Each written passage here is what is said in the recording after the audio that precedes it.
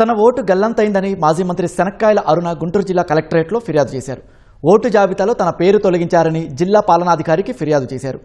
భారత పౌరురాలిగా ఓటు హక్కును తిరిగి కల్పించాలని అధికారులకు విన్నవించినట్లు శనక్కాయల అరుణ తెలిపారు. మాజీ మంత్రి ఓటు మిస్సింగ్ విషయాన్ని తెలుసుకున్న నగరపాలక అధికారులు స్పందించారు. కొత్తపేట పరిధిలోని పార్ట్ నెంబర్ 109లో ఓటు ఉందని, ఇప్పటికే డిజిటలైజ్ కూడా పూర్తయిందని ప్రకటించారు.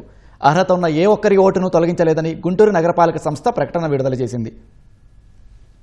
5 సంవత్సరాలు నేను ఓటు హక్కు వాడుకున్న తర్వాత ఇక్కడ మీకు ఓటు లేదండి మేడం అన్నారు. ఈ సర్ ప్రోగ్రాం వాళ్ళు చనిపోయిన ఓట్లు ఉన్నాయి, దొంగ ఓట్లు ఉన్నాయి, మరి బతుకున్న నాకు ఓటు లేదంటే పరిస్థితి ఏంటి? ఎలక్షన్ కమిషన్ ఎందుకు, ఇంత అడ్మినిస్ట్రేషన్ ఎందుకు, ఇంత ప్రజల మనీని తీసుకొని అంత పెద్ద సంస్థలు ఎందుకు? వాళ్ళు సరిగ్గా కానీ ఎన్యూమరేట్ చేస్తుంటే ప్రతిసారి నేను ఓటు వేస్తుంటే నా ఓటు ఎక్కడో చోట ఉండాలి కదా.